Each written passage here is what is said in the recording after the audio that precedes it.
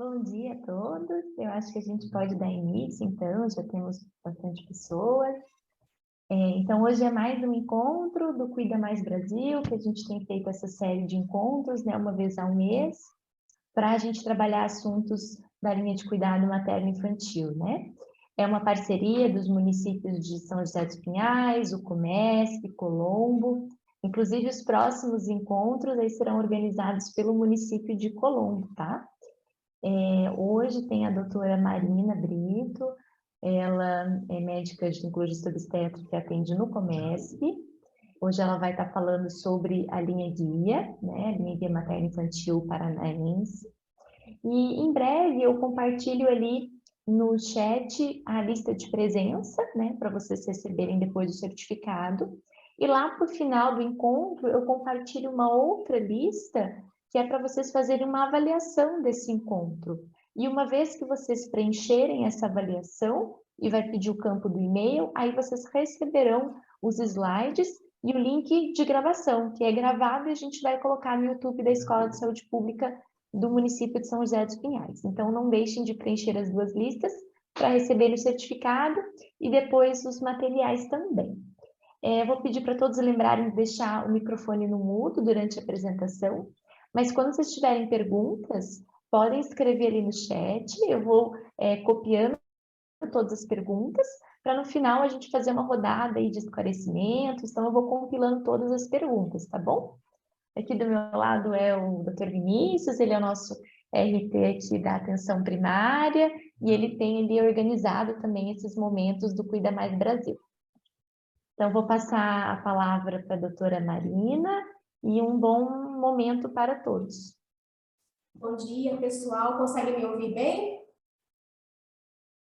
Conseguimos. Ótimo. Como a Luna falou, vou conversar um pouco com vocês sobre essa estratificação de risco que nós utilizamos do Paranaense, né, através da Secretaria de Saúde do Estado do Paraná. Como eu sempre falo, a gente tem sempre que estar se atualizando, porque isso muda, né? Eu atendo também em Curitiba e lá a estratificação já é um pouco diferente da nossa, do Paranaense, e aquela questão de ir se adaptando, né? O que eu sempre falo é que hoje em dia, graças a Deus, a gente tem tudo à mão, então é disponível o computador, a internet. Às vezes você tem dúvida da estratificação, que são muitos detalhes, né? Às vezes não é a vivência do colega da atenção primária atender grávida, e acaba que a pessoa o profissional ele não lembra de todos os detalhes, né? O que eu aconselho é a sempre colocar na área de trabalho do computador. Se você puder baixar diretamente da unidade de saúde, ou baixar em casa, no pendrive, levar depois para o serviço e colocar na área de trabalho, é uma boa ideia. Eu confesso para vocês que mesmo trabalhando no alto risco aqui no Comesc, que há 4 anos e meio, ainda me pego, às vezes, pesquisando na estratificação, e sempre a gente tem que ficar de olho, porque muda e, às vezes, não tem aquela comunicação perfeita que a gente gostaria entre a Secretaria de Saúde, as prefeituras, e acaba que a gente não sabe que mudou, né? Um exemplo, né, bem prático é que no início do ano foi mudada a parte do diagnóstico do diabetes gestacional, né? Então, a gente tem que ficar de olho nisso e estar se adequando nas unidades de saúde e saber o momento certo de encaminhar para um ambulatório especializado, como é o nosso caso aqui da atenção secundária, né? Eu sempre falo que a atenção primária e a secundária, elas têm que se complementarem e têm que se comunicarem, né? Não adianta a gente tomar uma conduta aqui no risco intermediário e a atenção primária não dá devida atenção ao que foi pedido, solicitado, orientado através do plano de cuidados, e acaba que muitas vezes é um cuidado que ele não fica tão qualificado, digamos assim, né? Eu vou discorrer um pouco sobre o que nós atualmente trabalhamos, né, conforme a gente atua no dia a dia.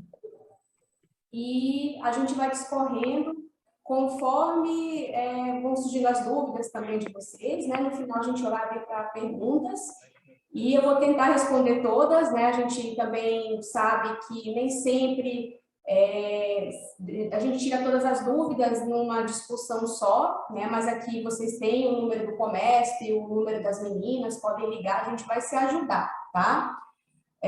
E eu vou frisar essa conversa de hoje nos momentos que a gente mais tem dificuldade aqui no risco intermediário também. Eu acredito que se é uma dificuldade para nós, também deve ser uma dificuldade na atenção primária, ok? Deixa eu passar aqui o próximo slide. Então, só para relembrar a todos, né, qual é a composição das equipes multiprofissionais que atendem aqui no nosso ambulatório, né? Esse é o programa estadual Qualicis. E, por exemplo, eu vou frisar a minha parte, mas aqui nós temos rede de gestante, né? Uma paranaense, crianças de hipertensos, diabéticos, idosos e a saúde mental.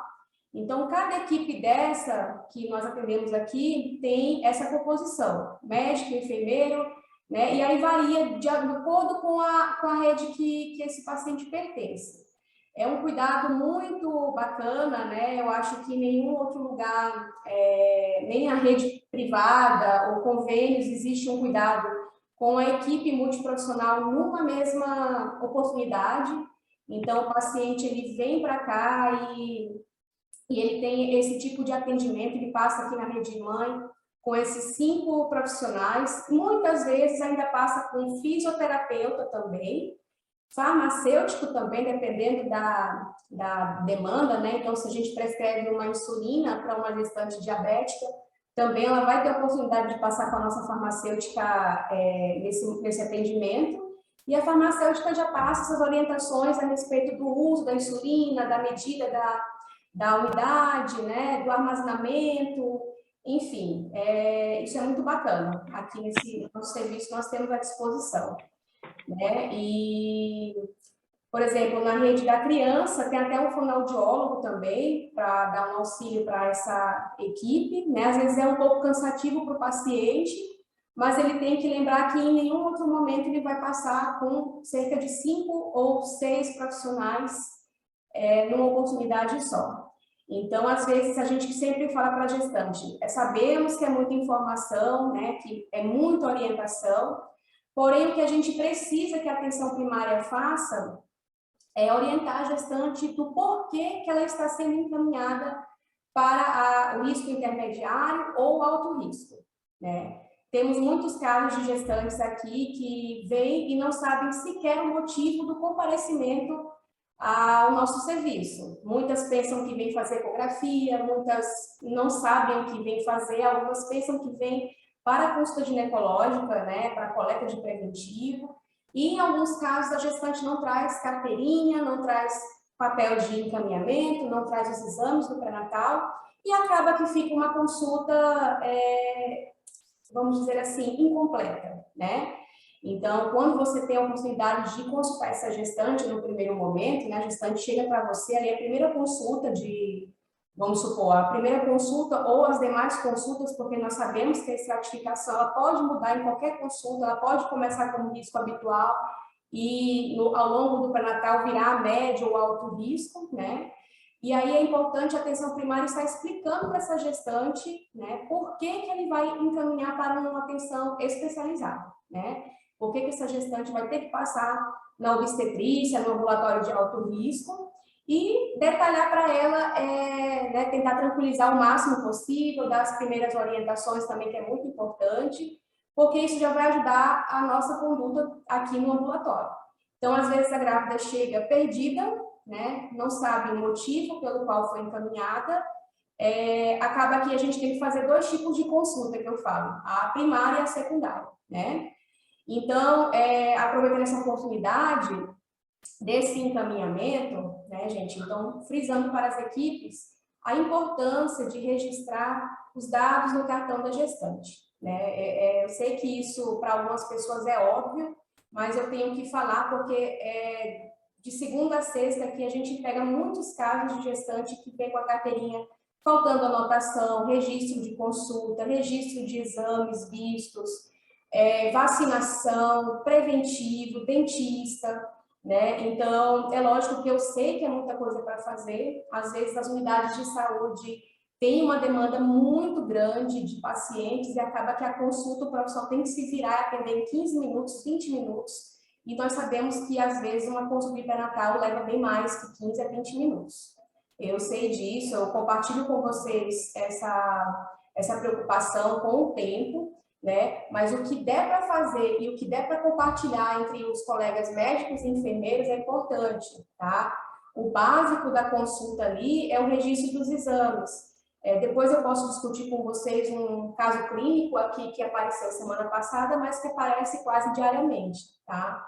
Então, essa anotação, esse registro tem que ser feito, porque a carteirinha de gestante, além de facilitar a vida dessa grávida, para ela não ter que andar com uma série de documentos em pastas, né, que às vezes se perdem, é um documento que ele resume todo o pré-natal, você abre e já tem acesso a todos os exames feitos em primeiro, segundo e terceiro trimestre, as ecografias que essa grávida fez, e inclusive também encaminhamentos, detalhamento de alguma operação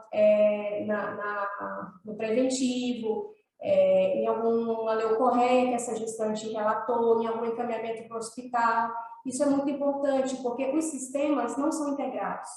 Então, às vezes, o que eu vejo aqui no meu sistema não condiz com o que vocês fizeram na UBS, vocês também, às vezes, não têm acesso à minha conduta aqui. Então, é importante ter esse registro na carteirinha, né? E eu sempre deixo, quando a paciente vem aqui, não sei se vocês já perceberam, uma contrarreferência no final do cartão da gestante, né? Eu grampeio para essa grávida justamente não perder essa folha, e ali eu resumo praticamente todo o atendimento, toda a conduta que foi feita aqui, né? Para ver se diverge, de repente, da conduta de vocês, né?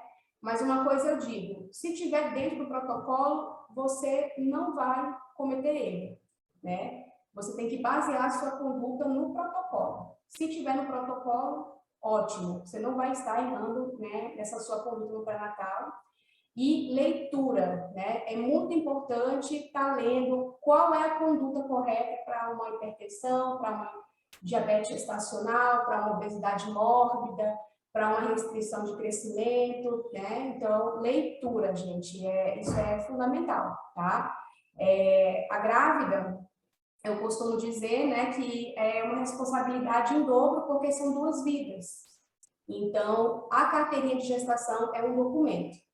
E como todo documento, ele tem que estar bem legível, bem preenchido, com tudo que o protocolo manda fazer completo ali, tá? A responsabilidade é muito grande.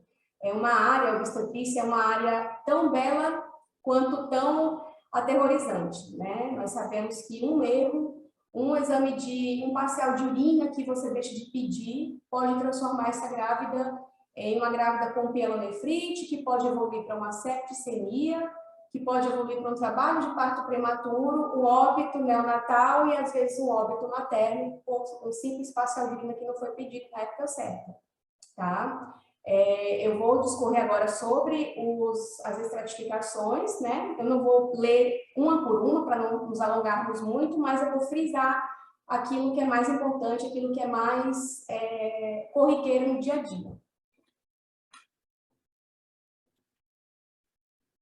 Aqui, né, nós temos a primeira estratificação, que é o risco habitual, que é a maioria, graças a Deus. O local do atendimento é na atenção primária, nas unidades de saúde, e a equipe da atenção primária, ok?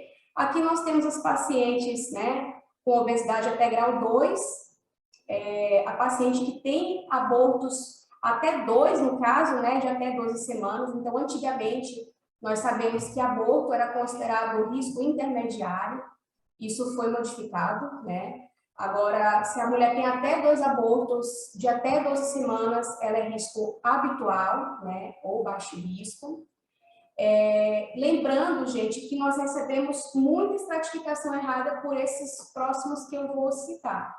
Então, ameaça de aborto não é alto risco, tá? Então, aquele sangramento que a mulher tem no primeiro trimestre, aquele descolamento ovular, não é alto risco, tá, gente? Ameaça de aborto é conduta da unidade de saúde e também, né, nos casos de sangramento, de descolamento que não está evoluindo, acompanhamento concomitante na maternidade, ok? Então, essa é uma situação que a grávida tem que ser amparada pela maternidade também, porque num eventual abortamento tem que ter conduta, né, muitas vezes ativa, tá?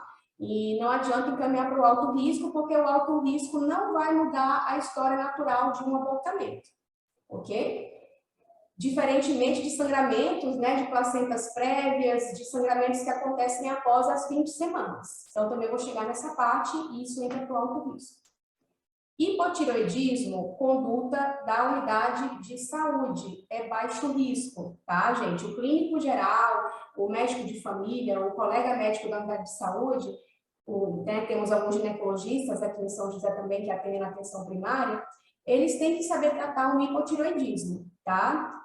Na própria estratificação, no próprio protocolo, que é esse que eu estou lendo para vocês, está escrito como que trata, como que conduz o hipotireoidismo na atenção primária, tá? Então, geralmente começa a levotiroxina, né, Puran T4, enfim, tem vários nomes comerciais. Você pode, dependendo do nível do TSH, iniciar de 25, né, a 50, e também pedir o T4 livre, né? O T4 livre, ele não é para você saber se vai começar ou não o tratamento. O protocolo, ele manda começar o tratamento desde que o TSH esteja acima dos valores de referências do nosso protocolo, tá? O nosso valor de referência é até 2,5 no primeiro trimestre e 3 no segundo e no terceiro trimestre, tá? Então, TSH, nesses valores aí, se tiver alterado, o protocolo manda tratar. E pedir também controle mensal de TSH e T4 livre, para ver se o T4 livre já está dentro da meta. Tá? Você pode ir ajustando a levotiroxina de 25 a 50 microgramas, conforme a necessidade, né? Você tem que avaliar mensalmente esse TSH para ir fazendo reajuste da dose. Tabagismo. Então, nós temos aqui aquela escalinha de Ferguson, né? Que se ela for menor que 8 pontos, é baixo risco, tá? Se for uma escala maior que 8 pontos, risco intermediário, ok, gente? Lembrando que se, obviamente, a paciente consegue reduzir a carga tabágica ao longo da gestação, a estratificação dela também vai cair, ok?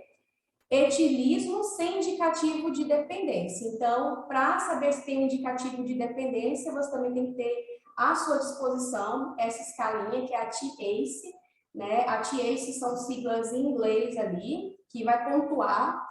Cada letrinha dessa é uma observação que tem, né? De dependência ao álcool. Se pontuar menor que 2 pontos, é baixo risco, né? Se pontuar maior que 2 pontos, vira risco moderado, intermediário, ok? Já recebemos aqui também estratificação de gestante como etilista, e ao perguntar na anamnese se a grávida ingeria álcool, ela negou. Então, já perdemos uma vaga de risco na atenção primária, na atenção secundária, né? Observa bem a anamnese. Anemia leve, né? Então, uma hemoglobina entre 9 e 11 é risco habitual. Nós sabemos, né, que o médico da unidade de saúde, da atenção primária, tem que saber conduzir uma anemia, né? Então, fazer o tratamento para anemia, né? Na unidade de saúde nós dispomos de sulfato ferroso, em algumas unidades de saúde nós dispomos também de noripurum, né? Dióxido de ferro. Então, tem que saber tratar a anemia, ok, gente? Lembrando também que essa anemia, ela pode mudar a qualquer momento, né? E mudar também a estratificação de risco. Ela pode virar até risco alto, né? Se essa hemoglobina cair abaixo de 7.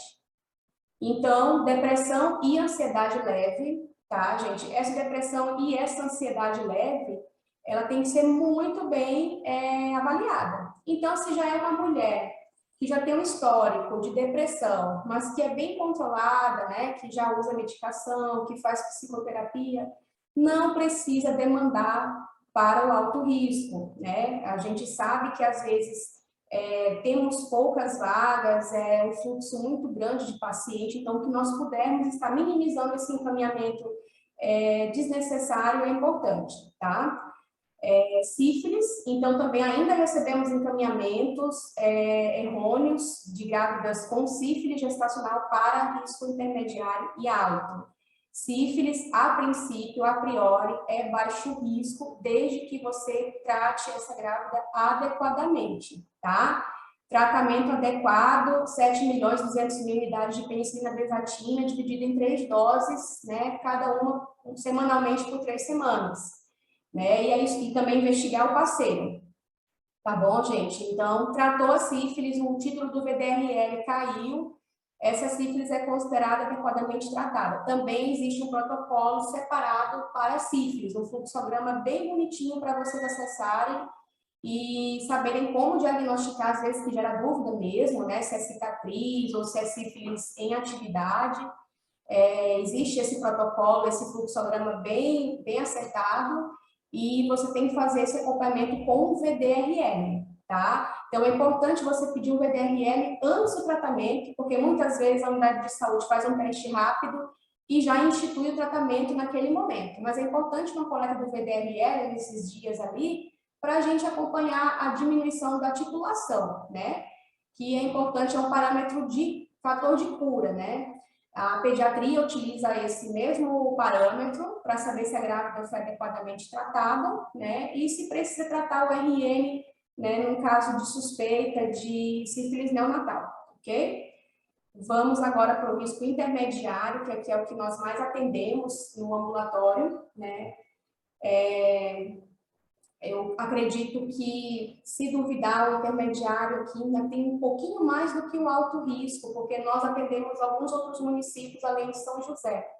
Então, o único município que nós fazemos alto risco no momento é São José dos Pinhais, né? Os outros municípios, como Fazenda Rio Grande, Piraquara, Piém, esses são risco intermediário. Então, a nossa demanda aqui é um pouco maior para o intermediário. E o intermediário é o que eu sempre falo para as grávidas, né? É como se fosse, vamos dizer assim, de uma maneira bem esdrúxula, um purgatório. Porque a gente não sabe, né, se essa grávida ela vai evoluir para um alto risco, é um momento ali que pode mudar a qualquer momento, né, uma situação que pode mudar a qualquer momento. Então, é uma grávida que, às vezes, eu tenho receio de liberar para fazer o pré-natal na atenção primária, tá? Muitos dos casos do intermediário eu conduzo aqui até o final da gestação, quando eu observo que pode piorar a qualquer momento, né? Então, vou dar um exemplo para vocês, né, do que pode piorar a qualquer momento. Diabetes gestacional, tá? Então, infelizmente, com os hábitos de vida do nosso mundo moderno agora, as facilidades, os fast foods, as mulheres que trabalham fora de casa, né? Nós temos muitos casos de sobrepeso e de diabetes gestacional, tá? Esses casos de diabetes gestacional, nós sabemos que pode virar alto risco a qualquer momento. Se eu tenho um controle glicêmico desfavorável, mesmo com a dieta adequada, às vezes você já iniciou a metformina, se essa grávida ela tem um controle ruim, ela vai precisar de insulina, né? Fora que, mesmo com controle mais ou menos, vamos dizer assim, esse bebê, esse recém-nascido, esse feto, ele pode ter um percentil de peso acima de 90, tá? Que a gente chama de macrosomia fetal. Também vou falar um pouco sobre isso no alto risco. Então, essa grávida, qual é a nossa maior dificuldade aqui para diabetes gestacional, né? Nossa maior dificuldade é que as unidades de saúde encaminham para atenção secundária, para nosso ambulatório especializado. Muitas vezes o encaminhamento ou é tardio ou demora para conseguir vaga no nosso ambulatório. Mas essa demora não é justificativa para a unidade de saúde não pedir o controle glicêmico, controle de destro, tá? Então, em algumas situações, a grávida chega aqui já com 36 semanas e 4 dias, como foi semana passada, com um feto macrossômico, um feto com peso acima do percentil 90, e o líquido amniótico do feto beirando ao polidrâmino, né? E isso era a primeira consulta dessa gestante no nosso ambulatório, tá? O que eu poderia fazer? Ver o controle de décimo dela, né? Só para ver o que a unidade de saúde já tinha feito de medicação, se tinha iniciado a insulina.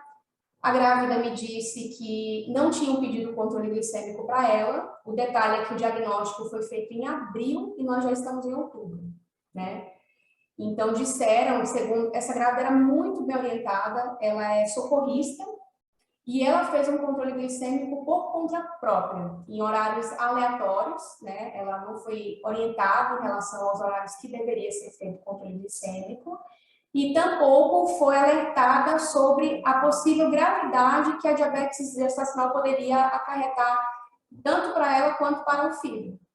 E o controle glicêmico dela, péssimo, glicemia de jejum de até 200, e ela preocupada, porque como socorrista, ela sabia que não estava normal. A unidade de saúde minimizou os riscos, disse que não era preciso fazer o controle glicêmico, né? Então, gente, por favor, diagnóstico de diabetes mellitus gestacional, peçam já os insumos para o controle glicêmico, para que essa gestante, se possível, venha para cá, para a atenção secundária, com esse controle já em andamento, porque aí nós ganhamos tempo, né? Nós já instituímos um tratamento, nós evitamos as eventuais complicações futuras, como macrosomia fetal, óbito fetal intrauterino, que é a pior desgraça de todos, né? E polidramia, tá? Tudo isso vai inferir em prematuridade, de estresse respiratório e aumenta, logicamente, os custos de uma UTI neonatal, né? Caso esse bebê venha precisar desse suporte. Tá? Então, diagnóstico de diabetes gestacional é igual controle de déficit. A paciente pode ter MC19, é magra, controle de déficit, tá? Aqui nós temos alguns pacientes utilizando insulina que tem MC normal. Então, é importante essa conduta da atenção primária. Mesmo que demore a vir esses insumos, solicitem, escrevam o que foi solicitado. É a segurança de vocês também, tá? Então, o que foi que eu fiz com essa gestante?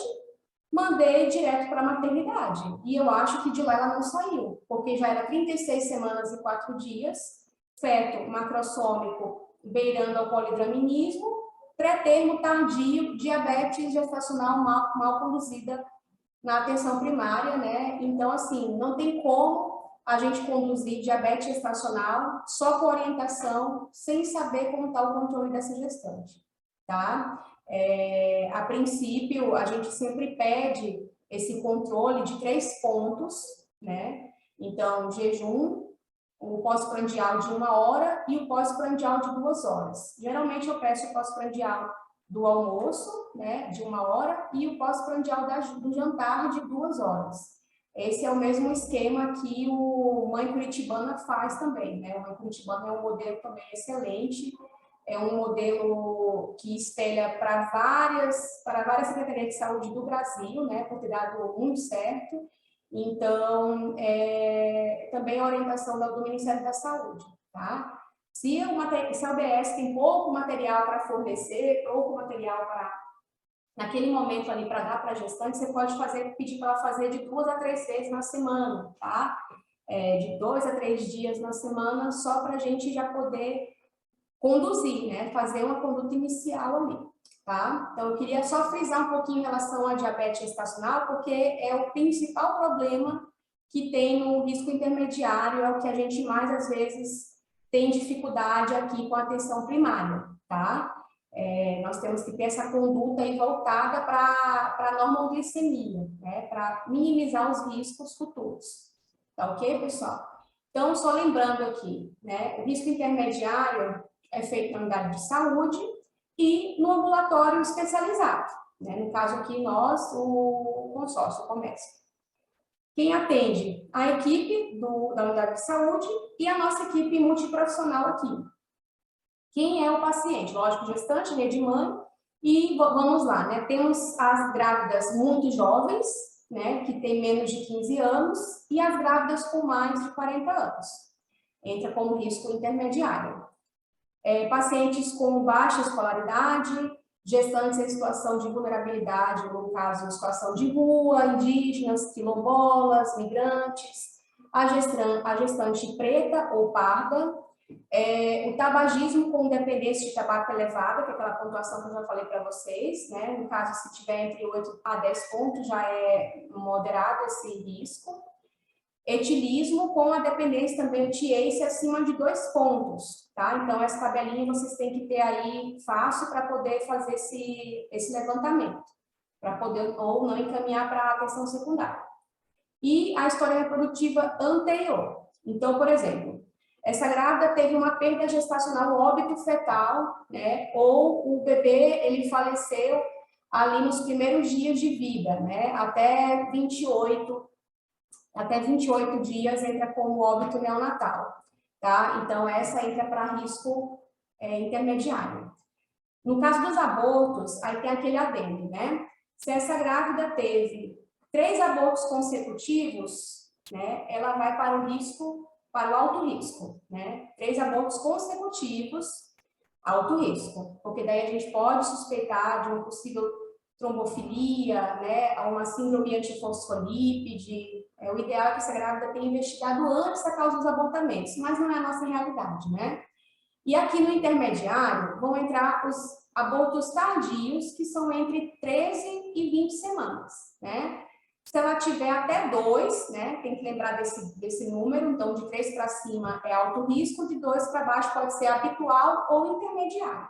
Intermediário nessa faixa aí de 13 a 20 semanas.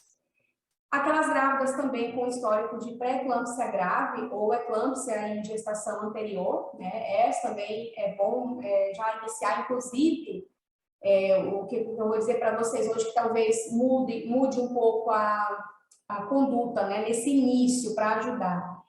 O Ministério da Saúde lançou um protocolo, né, em março, se eu não me engano, ou abril desse ano, que recomenda o uso profilático, né, do ácido acetilsalicílico, o famoso AS, e o cálcio na dosagem, né, o ácido acetilsalicílico, a dosagem de 100 miligramas ao dia, até 150, dependendo do peso da paciente, e o cálcio de 1.200 miligramas dia, né, pode ser dividido em 2 tomadas diárias, que eu acho que na unidade de saúde tem 600, se eu não me engano, para profilaxia de pré-eclâmpsia, tá? Quando que você pode iniciar o AS e o cálcio? A partir das 12 semanas. É importante frisar que tem uma estratificação dentro disso, tá? Então, dei uma lida depois nesse protocolo novo do Ministério da Saúde, que recomenda fazer esse uso profilático do AS, do cálcio, em algumas outras situações, além desse histórico de pré-eclâmpsia, tá? Que outras situações são essas? Aí vocês têm que ler, porque é um pouquinho comprido para falar aqui nessa conversa, tá? Lá tem critérios de risco moderados e critérios de risco alto. Então, se a grávida tem 2 riscos intermediários, ela tem que fazer a profilaxia com AS com cálcio. Se ela tem um risco alto, já basta para ela fazer a profilaxia, tá? Então, nós temos muitos casos que dá, sim, para tentar minimizar essas complicações futuras, usando AS e cálcio. Profilaxia de pré-eclâmpsia e também restrição de crescimento, entre outros. Tá, gente? Então, dei uma olhada aí aos colegas das unidades de saúde sobre o uso profilático do AS e do cálcio, que é bem interessante, tá? A cirurgia bariátrica prévia, desde que ela esteja estabilizada, né, e já tenha mais de 2 anos ali de pós-operatório, sem comorbidade alguma, tá? Então, essa grávida também, antigamente, bariátrica, era tudo alto risco, e aí eles mudaram de um ano e meio para cá para risco intermediário, quando tem mais de 2 anos.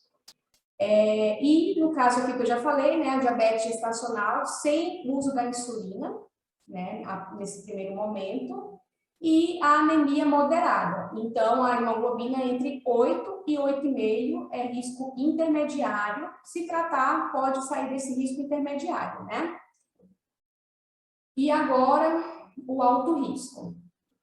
Nós temos algumas coisas para pontuar, gera algumas dúvidas em algumas situações. Eu vou tentar esclarecer o máximo que eu puder, tá? Também confesso que às vezes eu tenho dúvida em algumas situações e quando eu tenho dúvida eu nunca dou alta, eu sempre deixo aqui, tá bom? Lembrando, eu queria voltar um pouco aqui no risco intermediário para uma situação, tá? Então, muitas vezes, os colegas, eles encaminham gestantes pretas ou pardas para avaliação do risco intermediário, porque estão corretos, né? Está dentro do protocolo. Essas grávidas podem ter algumas idiosincrasias pertinentes ao aparecimento de doenças, né? Então, a principal é a hipertensão, mais do que uma paciente de outras etnias. Então, eles mandam para uma avaliação aqui. Se a paciente não tiver absolutamente nenhuma outra comorbidade, nenhuma outra intercorrência nesse pré-natal, não tem por que essa gestante vir de tão longe fazer pré-natal aqui, tá? Então, esses casos eu avalio. Geralmente, a conduta é para manter o pré-natal na atenção primária e, se porventura aparecer alguma outra situação qualquer, mandar novamente aqui para o ambulatório, tá, pessoal? Então, não é um adeus, é um até logo. Porque nós temos a demanda grande e se nós formos atender todas as pacientes pardas, não vamos ter mais vaga no risco intermediário. Então, é bom senso, tá? Assim como indígenas. Eu tinha uma paciente indígena aqui, que ela vinha de uma aldeia que era quase divisa com o litoral paranaense. Aí ela era professora, super bem orientada, os outros partos dela, inclusive, feitos na aldeia, domiciliares, sem nenhuma intercorrência.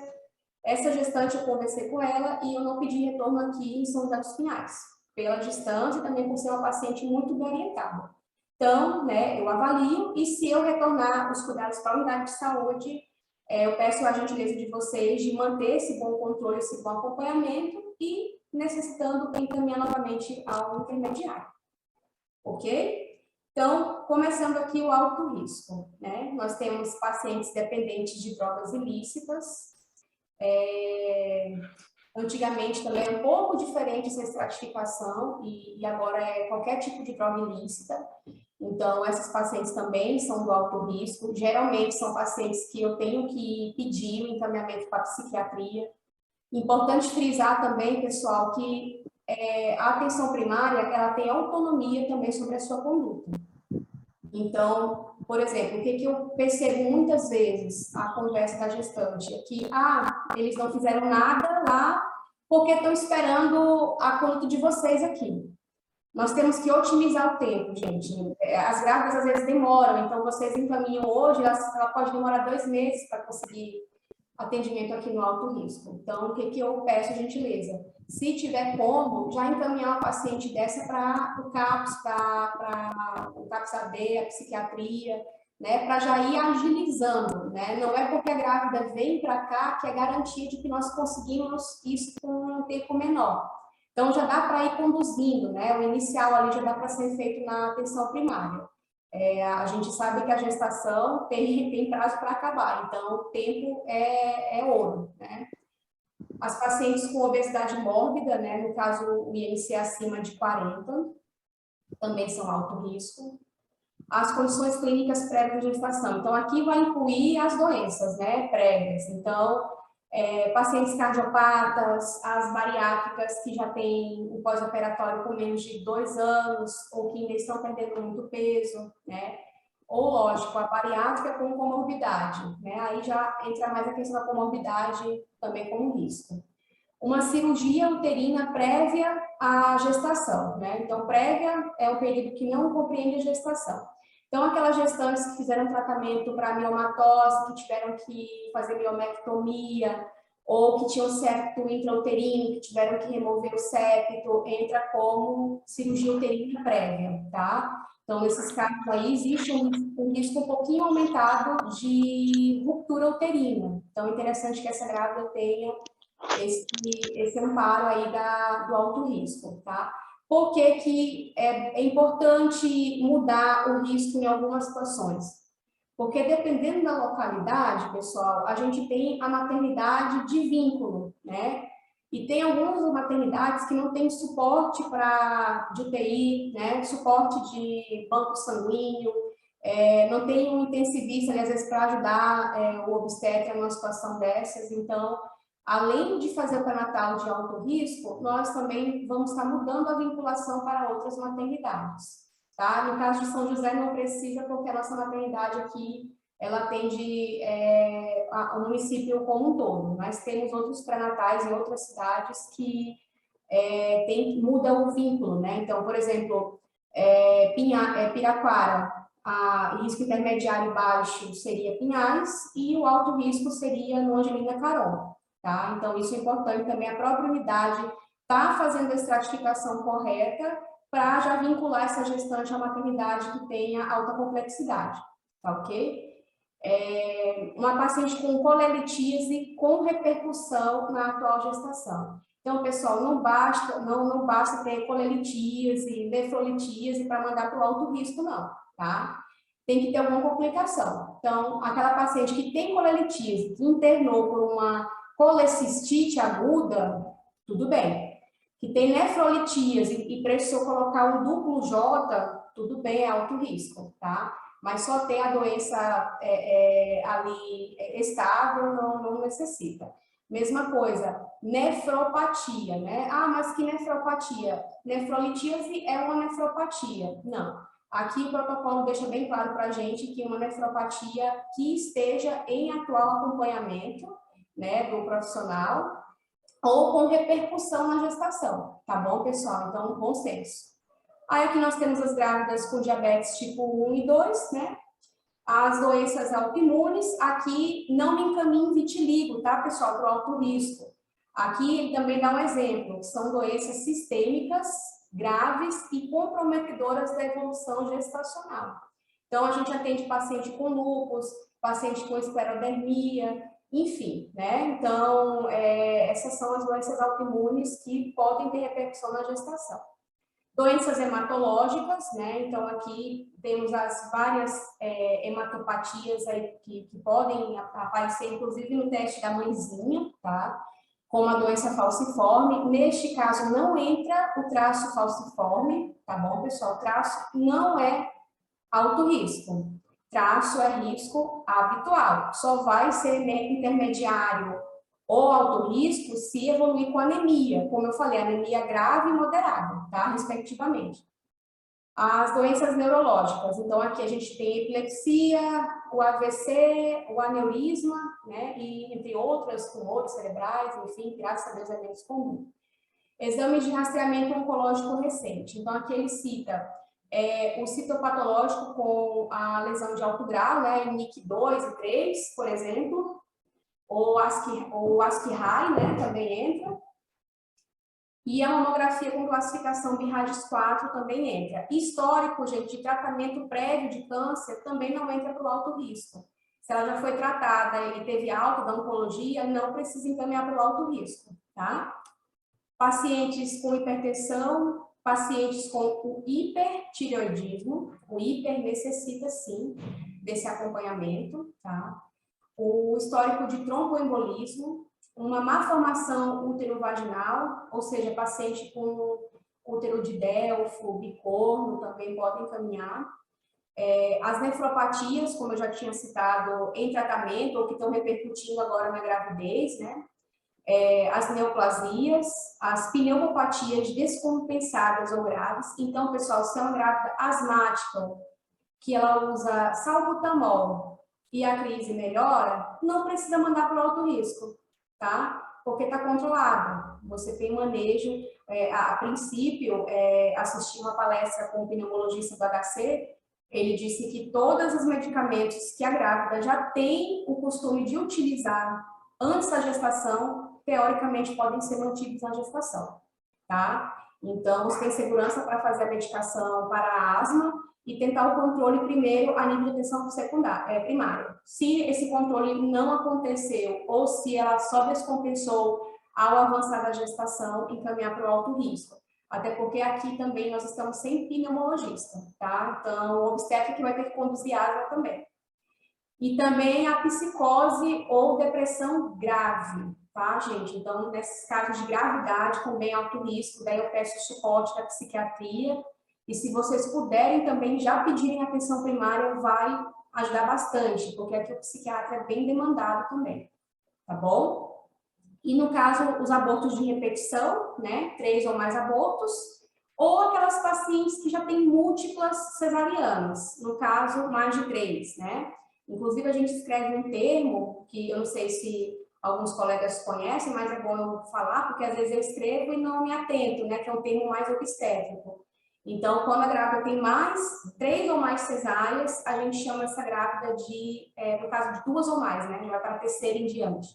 A gente chama essa grávida de hiperatividade, né? Hiperatividade ou hiperativa é o termo para gestantes que só tem via alta como via de parto, tá bom? Essas gestantes têm mais risco também de fazer ruptura uterina, trabalho de parto prematuro, então é interessante já mandar para o alto risco e orientá-las que o próximo parto, a recomendação é que seja cesariana novamente, tá? Aí aqui eu quero entrar naquele mérito que existe uma documentação na atenção primária que versa sobre as laqueaduras eletivas, né?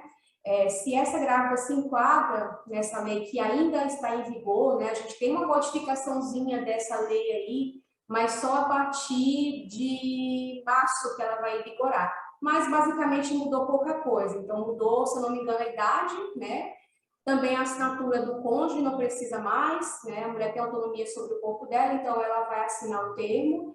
E também, se não me engano, eu tenho que dar uma relida nessa lei, se realmente vai vigorar, se ela pode fazer a laqueadura durante o parto normal também, inclusive, tá? Então, isso aí eu tenho que me policiar. Mas, falando em relação às cesarianas anteriores, ela com 2 ou mais cesáreas já pode entrar com essa papelada, a unidade de saúde tem essa documentação para ela assinar, e o termo de manifestação de vontade tem que estar assinado 2 meses antes, tá, pessoal? Então, se a grávida logo na primeira consulta já manifestou o interesse, importante já dar entrada nessa documentação, porque isso aí é um caso de, além de planejamento familiar, também é uma questão que aumenta o risco de morte dessa mulher, né? Por várias cesarianas anteriores. Aí aqui nós temos mais umas intercorrências que também são alto risco, eu já falei da anemia grave, né? Hemoglobina menor que 8, a diabetes que usa insulina, né? Descompensada. Aqui as doenças infecto-contagiosas, como HIV, HTLV, toxo, rubéola, tuberculose, hanseníase, citomegalovírus, zika, né? Aí nós temos os vírus respiratórios, agora também está a COVID, com complicações, tá? Então, se a grávida teve COVID e evoluiu bem, ainda bem que a gente tem as vacinas agora, então cada vez menos casos de grávidas que evoluem de maneira mal, né, na gestação. Então, se não teve complicação, fica habitual, tá, pessoal? Agora, se essa grávida teve complicação, evoluiu de repente para uma insuficiência respiratória ou o feto começou a fazer restrição, aí entra como alto risco, tá? Hepatites, né, virais, sarampo, febre amarela, arboviroses. Aí, no caso aqui, a gente tem aquela situação da sífilis, né? A sífilis que ela é resistente ao tratamento com a penicilina, aquela sífilis que você fez o controle com o VDRL e ele, em vez de cair em 30 dias, ele aumentou, então tem que ficar de olho, tem que mandar para o alto risco. Às vezes a gente vai ter um suporte também de algum infectologista para dar um apoio ali do que ele acha, né? E também aquele feto que já tem sinais da sífilis congênita, né? Então, uma ecografia que aparece o nariz em cela, os ossinhos ali, o fêmur, a tíbia, em dente de sabre, né? Então, tudo isso já fala a favor ali de uma transmissão e de uma sequela grave fetal, tá? Alto risco também. Uma doença hemolítica perinatal, então aqui, né, entra esse problema aí, é uma questão assim que às vezes até para a gente aqui do alto risco é difícil conduzir, porque nós temos várias limitações, né, de exames. Então, eu vou dar um exemplo para vocês. Um bebê que tem má formação e nós não temos, às vezes, como transferir esse bebê, essa mãe, para um ambulatório de medicina fetal, que seria o ideal, né? Porque nesse ambulatório de medicina fetal, esse bebê faria uma amniocentese, né, uma biópsia de vírus lá, e aí daria um cariótipo alterado, então a gente já saberia o que esse bebezinho eventualmente vai ter, né? Então, o local que ele tem que nascer, né, o mais adequado. E, infelizmente, nós não temos, muitas vezes, esse tipo de manejo, né, de conduta para uma formação fetal, e basta fazer mesmo o acompanhamento ecográfico normal, né, e sempre, lógico, pedir a Deus para que dê tudo certo no final. Aqui também entram gêmeos, né, as gestações gemelares. Teve uma época aí que queriam mudar isso, eu acho que foi mais no Curitiba, aí voltaram atrás. Queriam colocar como gêmeos diamnióticos e diporiônicos como risco intermediário. Aí todo mundo surtou, né, porque não tem como deixar intermediários gemelares. Gemelares também fazem restrição com mais frequência, fazem trabalho de parto prematuro com mais frequência, então, alto risco, tá, pessoal? Independente do número de bebês. Infecção do trato urinário recorrente. Então, por exemplo, o que é uma infecção do trato urinário recorrente? Eu vejo muita gente pecando por excesso e por falta também. Então, às vezes é um pouco difícil realmente você saber se é uma infecção do trato urinário. Mas tem colegas que passam antibiótico por uma queixa de dor pélvica, dor embaixo do ventre, né? Então, pode ser infecção urinária? Pode ser, mas também pode não ser. Né? O ideal é que, se a unidade de saúde tem aquela fitinha de pH, né, para fazer ele na hora, o ideal seria isso, né? Que daí, se der alterado o pH, a gente sabe que tem infecção urinária mesmo. Ou, se de repente der para coletar um parcial de urina ali, para daqui 3 dias a grávida pegar o resultado e você já ver qual que é a bactéria mesmo certinho, fazer o tratamento correto, também não está errado, tá? Mas se a grávida está com uma descrição clássica de disúria, polaciúria, né? Às vezes até um Jordano já ali positivo, também é importante entrar já com o tratamento e anotar na carteirinha. Iniciar o tratamento dia tal com queixa de sintomas urinários, né? Para a gente saber contabilizar isso como uma infecção urinária, tá bom? Mesmo sem o exame. O ideal é sempre ter a prova do crime, digamos assim, né? Então, se essa mulher teve 3 ou mais episódios de infecção urinária, ela é do alto risco, tá? Aí é importante saber também que o ideal é fazer já uma profilaxia até o fim da gestação. Tem muitos colegas que já estão fazendo isso na unidade de saúde e, para mim, vem, digamos assim, mastigadinho já a paciente, é uma beleza. Já facilita muito o nosso trabalho aqui. Então, se teve 3 episódios, né, de infecção urinária ou um episódio de pielonefrite, né, pielonefrite, no caso, o tratamento é hospitalar. Então, essa mulher internou para fazer antibiótico venoso, né, e esse também, um episódio de pielonefrite já determina alto risco, né? Então, nesses casos aí, iniciar o antibiótico profilático até o final da gestação, né? O protocolo recomenda diariamente, né? Ou cefalexina ou a nitrofurantoína em dose única diária, né? A cefa de 500 e a nitro de 100, né? Lembrando que a nitrofurantoína tem que ser suspendida com 36 semanas, tá bom, pessoal?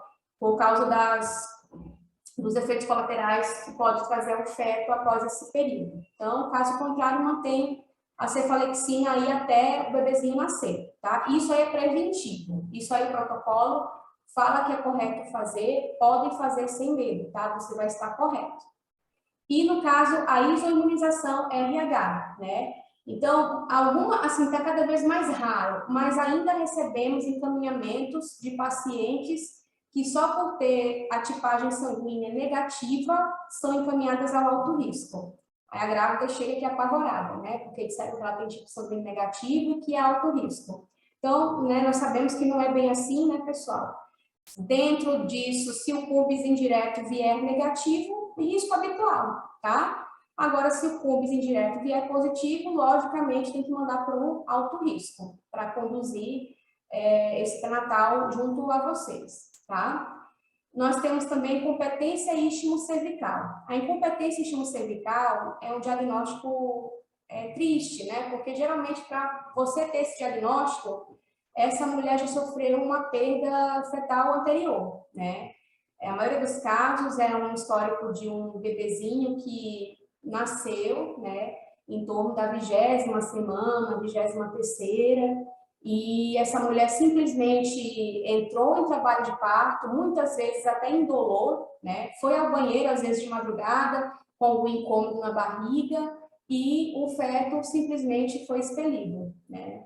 É uma situação horrorosa, é uma situação que, como a gente não tem um protocolo para medir o colo do útero em todas as grávidas que, né, estão ali na primeira gestação, então não tem como diagnosticar muitas vezes esse probleminha sem ter acontecido uma perda terrível dessas, tá? Então, geralmente, quando essa mulher tem essa perda fetal ali, né, sem causa aparente, simplesmente o colo do útero abre, não era infecção, não era nada, a própria maternidade já orienta essa gestante que numa próxima gravidez talvez ela tenha que fazer o procedimento chamado cerclagem, né? Que nada mais é do que uns pontos cirúrgicos em que, entre aspas, é amarrado o colo uterino, né? Faz uns pontos em forma de círculo e puxa como se fosse um saco de arroz, aqueles antigos, né?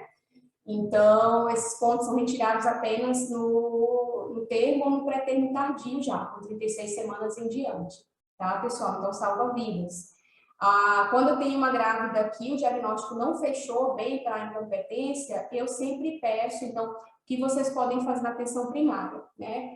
Se a grávida relatou que aconteceu uma situação dessas aí de perda fetal, né, nesse período, e que foi do nada, que simplesmente chegou no hospital com dilatação quase total e parindo o nenenzinho, vocês já podem pedir uma transvaginal, né, ou encaminhar direto para a maternidade também, né, aqui em São José, a maternidade São José tem esse amparo muito bom para você pedir uma avaliação, né, em tempo oportuno, eles fazem a cerclagem aqui, então você pode sim fazer uma cartinha explicando a sua anamnese, né, e sugerindo a realização de uma medida do colo uterino para avaliar uma necessidade de cerclagem, tá, pessoal? Existe a medida do colo do útero, tem que ser maior que 25 milímetros no primeiro trimestre. Se for menor que 25 milímetros, tem que fazer a cerclagem. E a gente sempre fala a mesma coisa na faculdade de medicina inteira e depois também, já quando está quase para aposentar, né? A clínica é soberana. Se essa mulher perder um bebê nessas circunstâncias, mesmo que o comprimento do colo dê alterado, muitos colegas preferem fazer a cerclagem, tá? Por conta desse histórico aí terrível, né? E é uma vidinha ali que se foi, né? E poderia ser evitado, tá bom? E também, como eu já falei anteriormente, outra classificação aí é a malformação fetal, ok? Então, gente, aqui nós temos mais uns casos de alto risco, a macrosomia fetal, também já citei um pouco sobre o peso fetal acima do P190, o óligo ou polidrâmino, ou seja, o ILA diminuído ou ILA aumentado. Então, o que eu peço para vocês, pessoal, também já aconteceu aqui, tá? Muitas vezes a unidade de saúde pede uma consulta de pré-natal de alto risco com urgência. Então, vamos supor, ontem, dia 25, a mulher fez uma ecografia, né, de rotina mesmo. Você pediu e ela fez a ecografia e deu lá ILA de 4 centímetros. Então, o que você tem que fazer? Óbvio, estratificá-la como alto risco, óbvio, pedir pré-natal de alto risco também. Mas, muitas vezes, o que não é feito? Não encaminham para a maternidade. Então, já vi acontecer grávida que vocês pedem com urgência, né? Então, a urgência, às vezes, pode demorar 15 dias, 21 dias, um mês para vir para o alto risco. E aí, às vezes, essa grávida está com seu oligodrâmino, né? Ou polidrâmino, um tempão, ninguém conduziu, ninguém pediu uma eco com Doppler, né? Porque a própria unidade de saúde também, às vezes, tem dificuldade em pedir uma eco tão precocemente, assim, com intervalo pequeno, né? Então, pessoal, encaminhar para a maternidade, tá? Isso aí é um caso que pode evoluir para um óbito fetal. O alto risco também vai encaminhar para a maternidade. Então, não vai ser nada diferente de uma atenção para outra, não. A única coisa diferente aqui que eu faço é pedir Doppler fetal, né? E muitas vezes cardiotocografia. Mas agiliza você mandar para a maternidade. A maternidade pode conseguir agendar de um dia para o outro, tá bom? Então, só frisando esse ponto. No caso da placenta acreta ou do acretismo placentário. O que é placenta acreta ou acretismo placentário, para quem não sabe, né? É quando essa placenta, ela, entre aspas, enraiza, né? Ela se implanta na cicatriz uterina anterior. Ou então, às vezes, é um azar maior ainda, a grávida nem tem cicatriz uterina de cesárea, enfim, e essa placenta, ela ultrapassa as mucosas do útero, tá? Então, essa placenta, ela é como se fosse uma espécie de câncer, mas às vezes pode até virar. Só que ela vai tão a fundo no útero que ela pode ultrapassar as estruturas uterinas. Então, ela vai até para a bexiga, entendeu? E esse caso aí é cirúrgico, às vezes o urologista tem que entrar junto com a cesariana para ajudar, né? É um caso que pode evoluir para óbito materno, porque a perda sanguínea é muito acentuada, lógico, às vezes tem que evoluir para histerectomia também, tá? Então, esse diagnóstico prévio é importantíssimo até para poder programar a equipe cirúrgica para esse nascimento, tá bom, pessoal? Então, ajuda muito a equipe do plantão saber que aquela grávida ali está com a placenta creta. Já pede reserva de sangue, já deixa ali o urologista ou cirurgião geral já avisado, né, que pode ser chamado a qualquer momento para ajudar a obstetrícia, tá?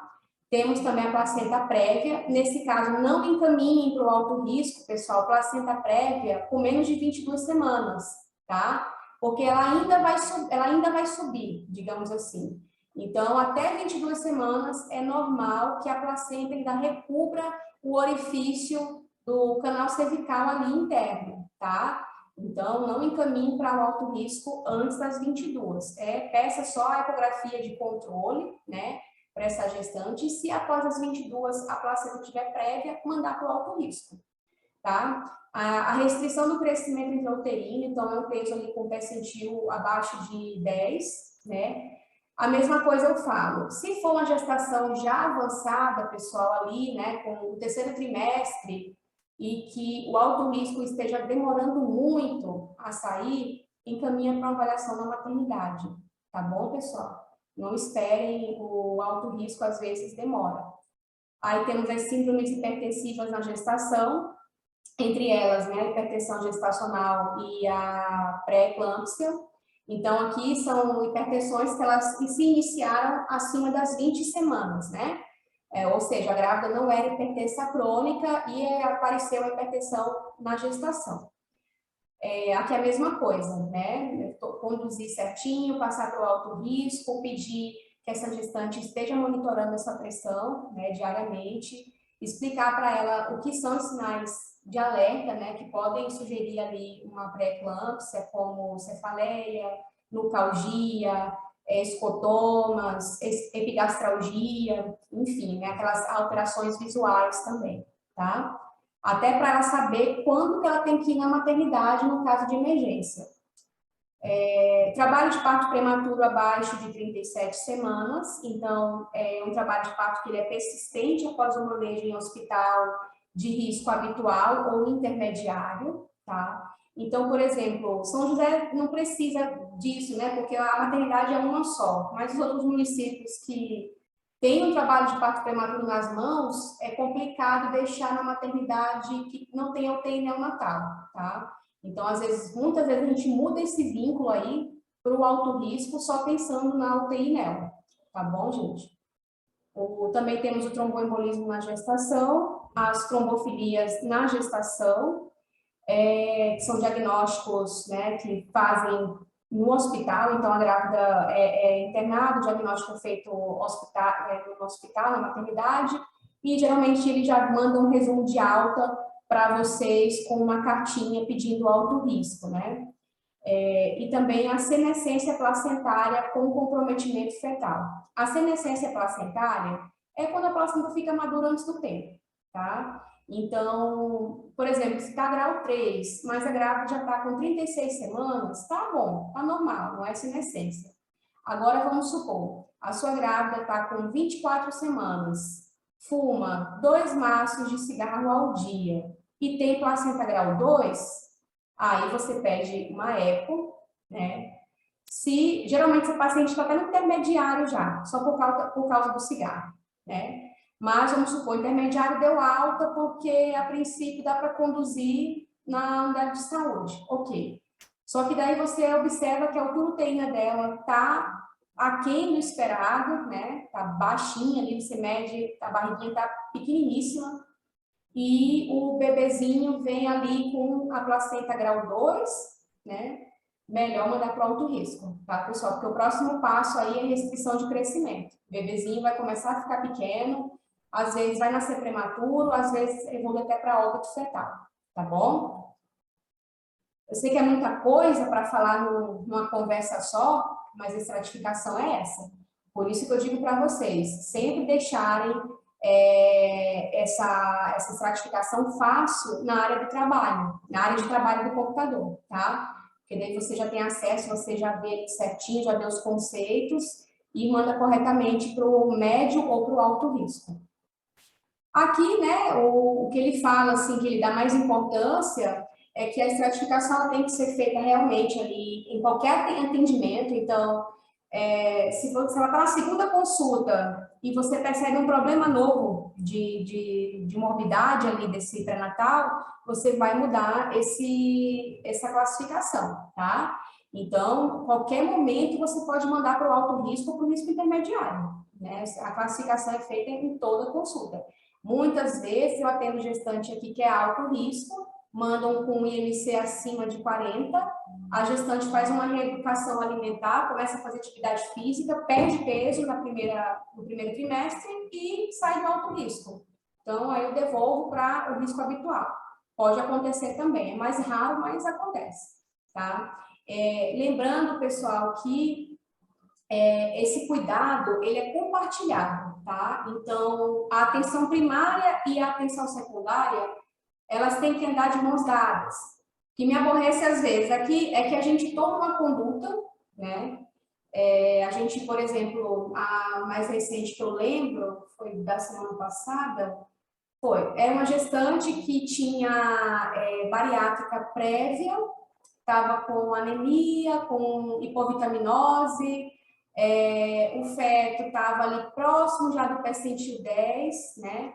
Passei uma série de medicamentos para ela utilizar, né? E aí chegou na atenção primária, eu também não confio 100%, né? No que a grávida fala, mas nessa aí eu acho que ela não ia mentir porque ela é muito responsável, dá para perceber quem é responsável e quem não é. E ela disse que a médica da unidade de saúde mandou suspender tudo que ela não precisava.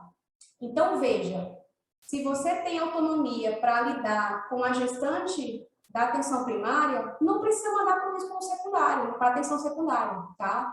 Para o alto risco. Porque chega a ser até um pouco chato para nós aqui tomarmos uma conduta e a mulher chega na unidade de saúde e falam que não é necessário. Então, se não fosse necessário, não mandava para a atenção secundária, tá, pessoal? Então, na dúvida, vamos conversar, vamos expor, né, o pensamento de cada um. Eu acho importante a gente estar sempre lendo e se atualizando nos protocolos, porque muda. Então, eu estou aqui, de repente, o protocolo mudou. Eu falei, meu Deus, e agora? Eu vou fazer tudo o contrário do que eu fiz semana passada, né? Então, é complicado, mas acho que aos poucos a gente vai se adaptando a isso, tá bom? Então, lembrem-se que a gente sempre manda um plano de cuidados dessa gestante, né? Da equipe multiprofissional. Então, vocês podem estar lendo também o que a gente escreveu nesse plano de cuidados, a nossa conduta. Muitas vezes, o alto risco, o que eu escuto que me aborrece também um pouco às vezes. Tem alguns profissionais, né, lógico que é a minoria, graças a Deus, que falam para a grávida, não, a gente não vai tratar isso porque você vai no alto risco, dia tal, lá eles veem isso. Pessoal, isso elas que me contam. Então, elas já sabem que isso está errado. Tá? Então, é cuidado compartilhado, né? Você também tem formação acadêmica, você também tem a responsabilidade sobre essa paciente, tá? Muitas vezes, o que a teoria fala a respeito do pré-natal de risco intermediário e de risco alto? E principalmente no Qualicis agora, que a gente tem que atuar como matriciador. Então, muitas vezes, vamos supor, o correto seria, né? Ah, tem diabetes gestacional? Tem. Vou acompanhar aqui, tá controlado? Tá. Não pedir mais retorno aqui, tá? Só que eu não tenho coragem, porque muitas vezes, com um retorno de 30 dias, eu já vejo que a grávida foi completamente abandonada, que ela não teve o cuidado de estarem vendo o controle de glicemia dela, ajustando, às vezes, uma metformina que foi prescrita, tá? Então, eu sempre peço retorno aqui, porque já aconteceu de eu dar alta para uma gestante diabética gestacional, que era só intermediário, e ela me volta com 36 semanas descompensadíssima, com feto macrossômico e polidrâmico, tá? Então, o correto seria que a gente fosse matriciador, né? Na prática, na teoria, né? Mas a prática acaba que a gente conduz mesmo até o intermediário, tá bom? A continuidade do cuidado, também que ele fala, né? Diz que a gente da atenção primária e secundária temos que atuar como uma única equipe. Então, às vezes eu sinto falta desse feedback, tá? Então, assim, a gente escreve a contrarreferência e eu pergunto para a grávida: leram o papelzinho que estava grampeado no final da sua carteirinha? Não, doutora, nem abriram. Tá? Então, assim, às vezes a sensação que dá é que a gente está chovendo no molhado. Então, se a gente toma uma conduta aqui e não trabalhamos como uma única equipe, vai acabar que cada um vai ser uma cabeça diferente e vai cada um falar uma orientação diferente para a grávida.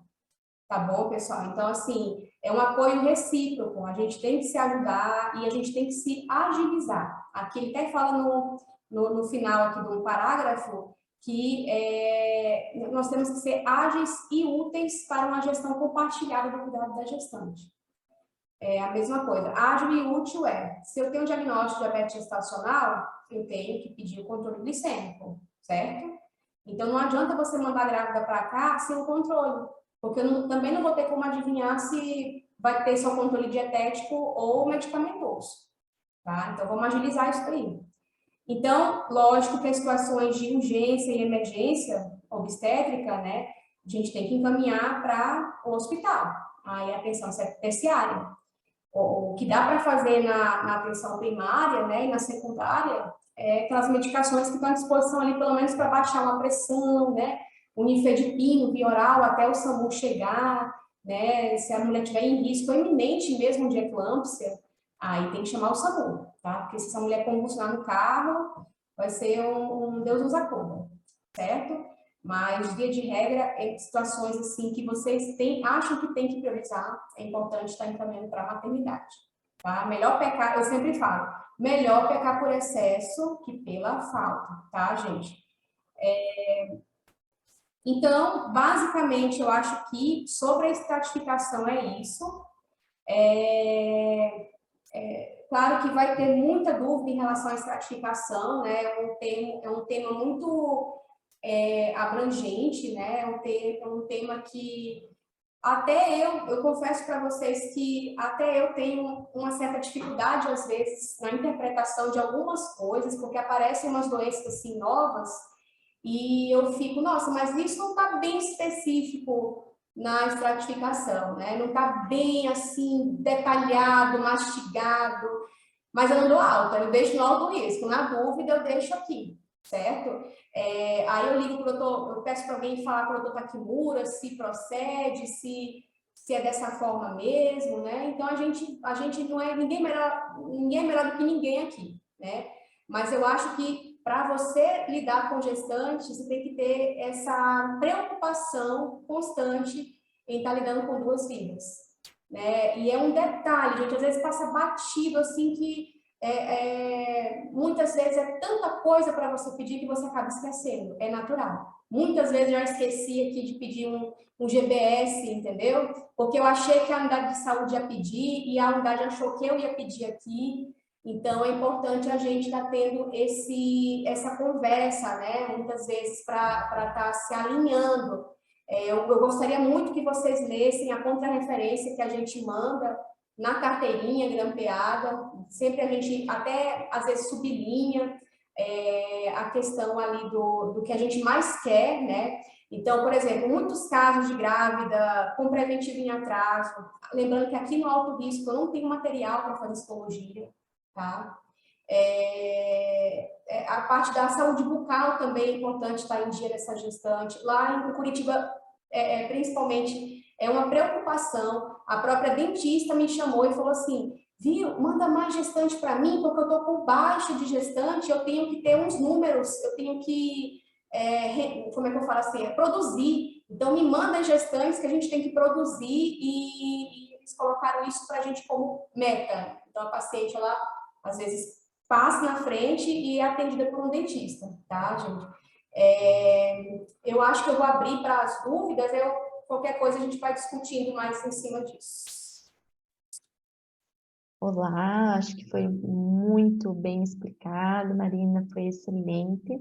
Até vou pedir depois você nos enviar os slides, que aí a gente envia para os e-mails de quem preencher o formulário de avaliação, que eu acabei de compartilhar no chat, gente. É um formulário de avaliação de hoje, e aí só quem preenche que ganha o material, tá? Os slides e o link.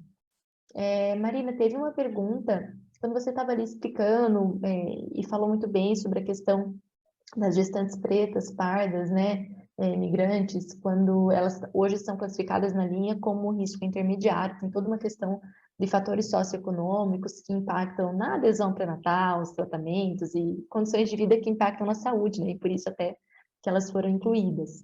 Mas existe toda uma dificuldade de oferta, de consultas, que às vezes faz a gente fazer um filtro maior antes do encaminhamento. Mas aí teve um participante que, para deixar ainda mais claro, fez a pergunta: então, é para encaminhar pretas, pardas, migrantes ou não? Encaminhar ao Comesc? O pessoal que perguntou é daqui mesmo de São José. Provavelmente não. A gente tem muitos municípios participando hoje e, pelo que eu vi ali, eu não identifiquei como sendo de São José. Então, assim, pessoal, quem é de São José, né?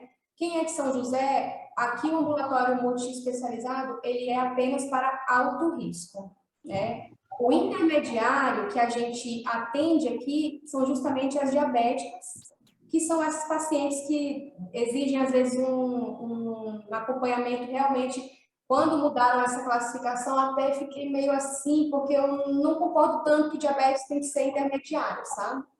Então, assim, as intermediárias diabéticas, eu permaneço com elas aqui no alto risco. Se você é de São José, não precisa encaminhar pacientes pretas ou pardas para o nosso ambulatório, porque a gente atende alto risco, tá? Não atendemos o intermediário, assim, digamos que o intermediário dá para conduzir nas atenções primárias de São José dos Pinhais. Agora, por exemplo, os outros municípios, como Piraquara, Fazenda Rio Grande, às vezes eu esqueço, Piém, tá? Então, esses municípios eles já estão mandando. Então, o que eu faço? Eu acho que é questão de bom senso, tá? Se é uma paciente preta ou parda, que não tem nenhum tipo de situação de risco, que não tem outros agravantes de saúde, dá para manter na atenção primária. Até porque eu devolvo todas, tá? Então, por exemplo, chega para mim, eu faço a primeira avaliação, a certificação é intermediário, né? Eu vejo aquele conceito sobre a profilaxia do AS e do cálcio para essa gestante, se ela precisa, tá? Se ela não precisa, eu não prescrevo, e aí eu devolvo para a unidade de saúde. Certo? Então, assim, você mandar ou não mandar, não vai mudar a gestão do pré-natal dela, porque eu simplesmente vou avaliar e vou escrever na contrarreferência, enviar novamente, caso surjam novos agravantes ou caso haja mudança na estratificação de risco. Então, é bem tranquilo, tá? Mas, teoricamente, essa grávida, ela se enquadra no intermediário. Obrigada, Marina. Até se algum município aqui tem dúvida, Quando foi feita uma pactuação regional das referências, São José ficou só com alto risco para a linha de cuidado no Conesc. Todos os outros 27 municípios acho que eu não tenho certeza de Araucária, município de gestão plena, mas a grande maioria, a pactuação foi risco intermediário e alto risco, né? Então, é diferente mesmo, cada protocolo do município. A Marcele está pedindo para disponibilizar o protocolo do Ministério da Saúde sobre o AS e cálcio. Eu acho que, Marina, não tem essas orientações na guia, né? Dá para baixar no próprio site mesmo do Ministério da Saúde, tem esse protocolo na íntegra. Ele é de 2022, tá, pessoal? Então, baixa o protocolo mais novo. Não vão pela estratificação do Ministério da Saúde, porque é bem diferente da nossa aqui do Paraná e de Curitiba também. Mas, assim, a profilaxia do AS do cálcio já era algo que era discutido entre as entidades médicas, né? A gente, como obstetra, já fazia isso profilaticamente, mas não tinha ainda nenhum órgão federal, né, que dispusesse sobre esse uso. Aí, finalmente, saiu, né, que o AS e o cálcio são uma ótima medida profilática, e eu aconselho vocês a estarem fazendo, né, dentro do protocolo mesmo de... Deixa eu só ver se eu acho aqui, porque daí eu abro aqui para vocês darem uma olhadinha, só para ter uma ideia mesmo. Chama Manual de Gestação de Alto Risco 2022. Deixa eu ver se dá para compartilhar aqui. Ó, gente, tem na minha área de trabalho, tá? Porque é algo que tem que ficar de olho direto. Tá aparecendo? Não está aparecendo porque você vai ter que compartilhar a tela novamente. Saiu a compartilhamento. Peraí, só um pouquinho. Deixa eu só achar aqui a página do risco. Dá para compartilhar o link no chat também. O documento? Isso. Caso você ache aí no Google, né? Copiar o link e compartilhar no chat.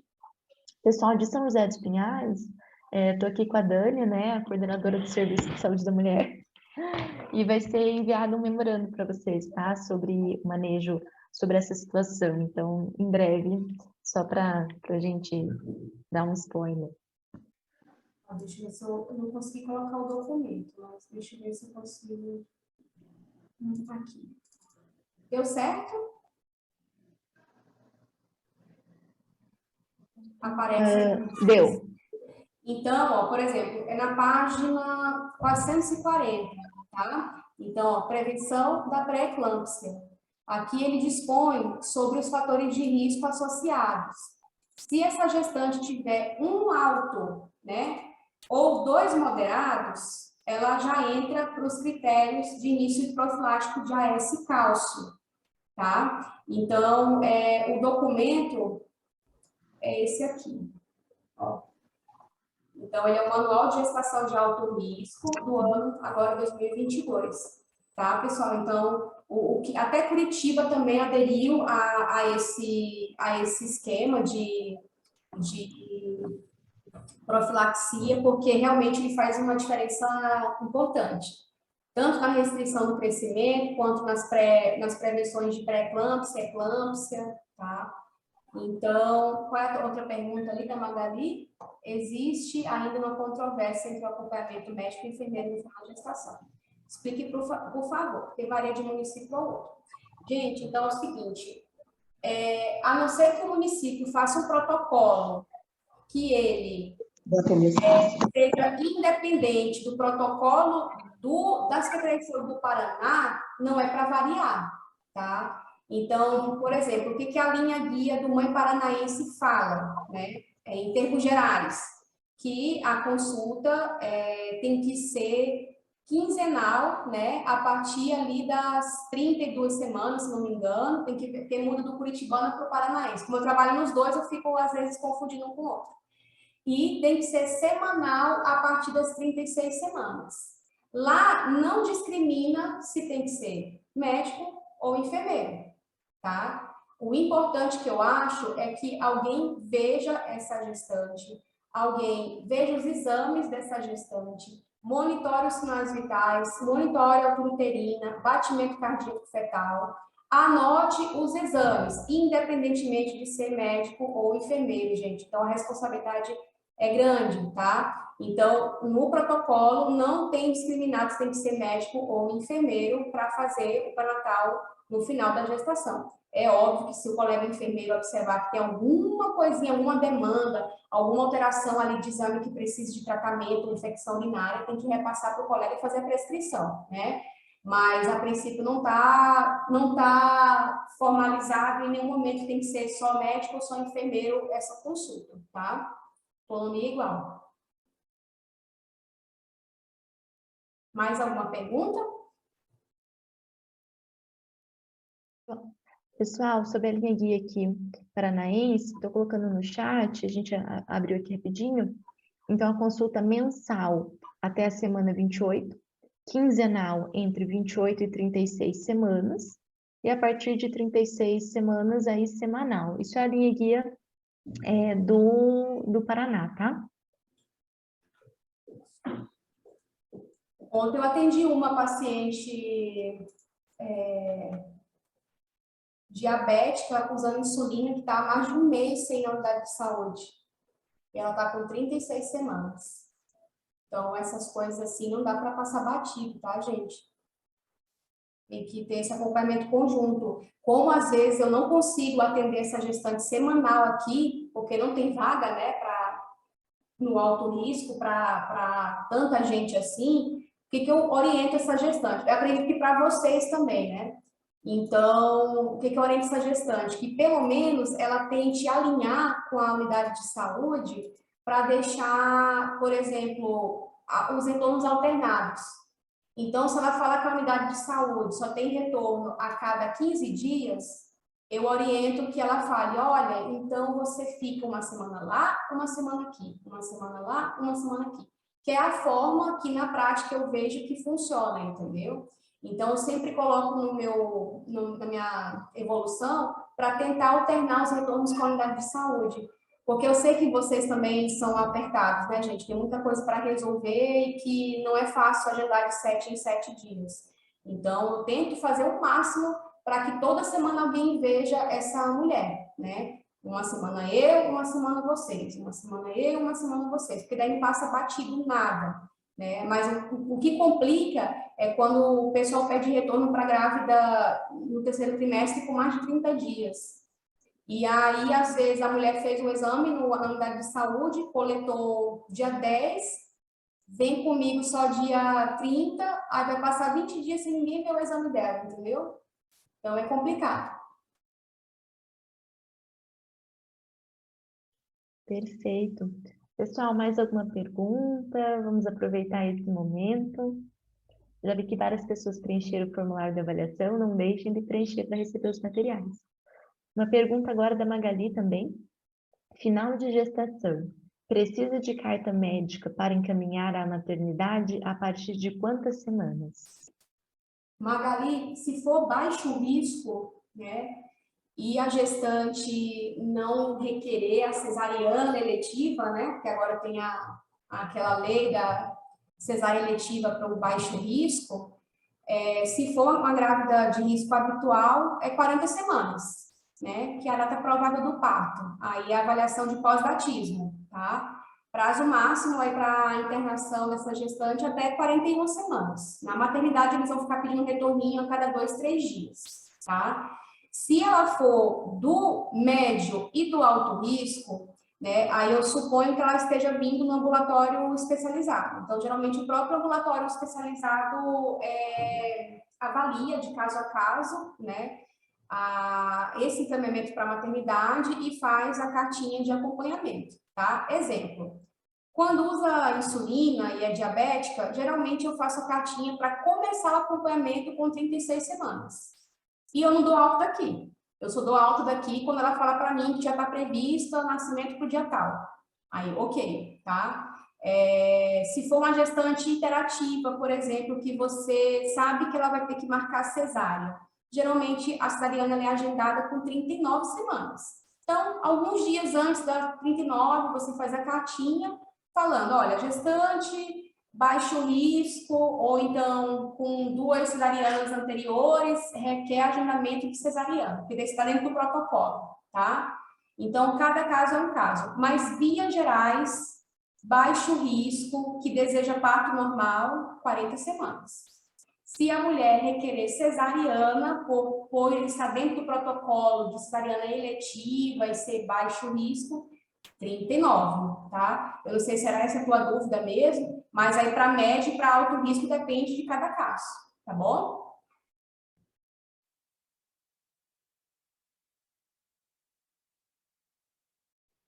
Mais alguma dúvida, pessoal? Acho que era essa a resposta mesmo. A Magali aqui agradeceu. Por nada. Teve na resposta das avaliações de hoje, só para a gente passar algumas situações, Marina. Então, no formulário tem uma parte que as pessoas podem preencher algum comentário, fazer uma avaliação, escrever um texto, né? E aí a gente tem aqui vários, tá? Muito bom, parabéns, tema excelente, muito boa apresentação. Então, muita gente, ótima explanação, muito boa capacitação, parabéns para a organização, excelente. Então, os comentários aqui extremamente positivos. Eu fico feliz, pessoal, porque assim, nosso intuito aqui é tentar se ajudar, melhorar, né, a qualidade do pré-natal para as nossas pacientes. Sempre que precisar, a gente está aqui à disposição, né? O pessoal tem um contato da Gisele aqui no braço direito, que é minha enfermeira mor, né? Então, todos os pepinos aqui, a Gisele está do meu lado, ela que manda geralmente mensagem para vocês, né? E eu agradeço muito, eu espero que tenha sido produtivo mesmo e que isso, de certa maneira, contribua, né, para a gestão aí do pré-natal da atenção primária também, tá bom? Falou sobre ácido fólico. É que não é o tema da apresentação, né? Mas, assim, o ácido fólico, existe muita controvérsia ainda em cima dele em relação ao princípio ativo e em relação à dosagem, né?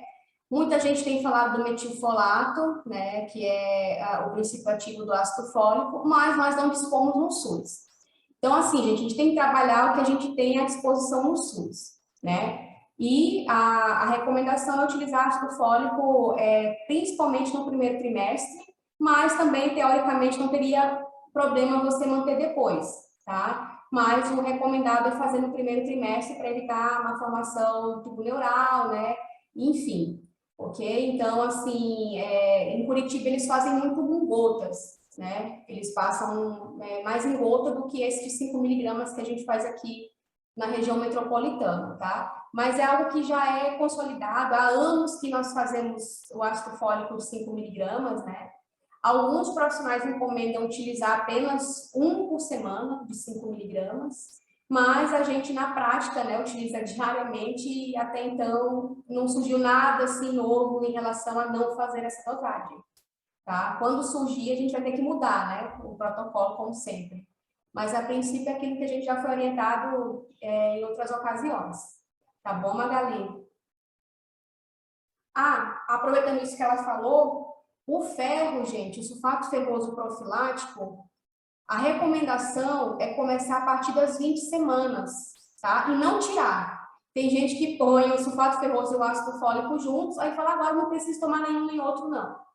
Então, o sulfato ferroso, a princípio, o profilático, a gente faz a partir das 20 semanas, tá? Independentemente de ter anemia ou não.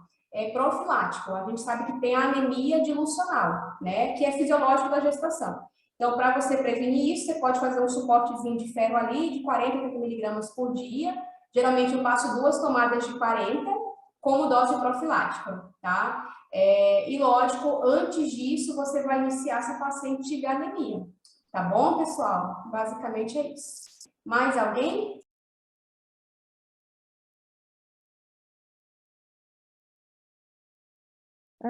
Se a gestante estiver com prescrição de polivitamínico, suspende até a 20ª semana e deixa só o ácido fólico ou usa os dois?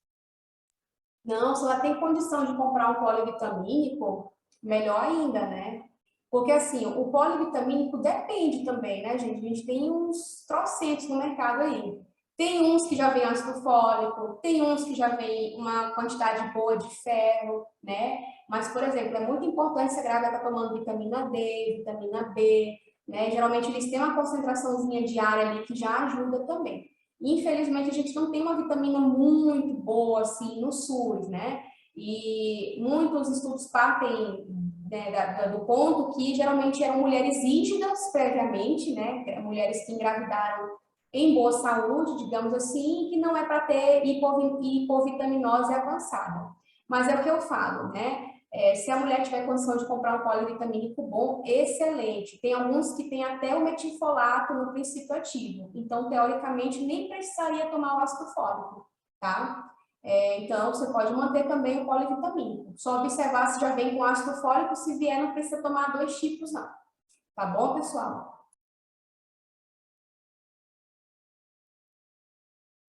Mais alguma dúvida, pessoal? Acho que pela hora, né, a gente, talvez, nós podemos encerrar, então, né?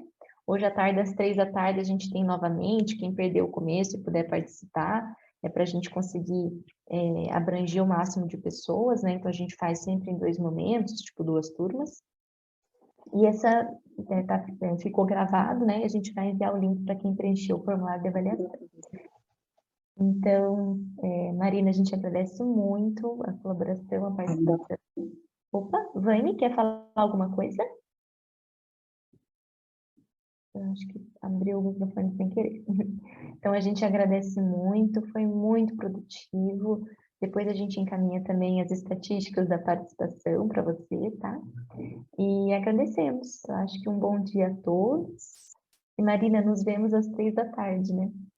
Eu agradeço a todos que participaram. Obrigada, gente. Espero que, né, seja produtivo para vocês. Até a tarde, então. Beijos. Até. Tchau, pessoal. Vou encerrar a sala aqui.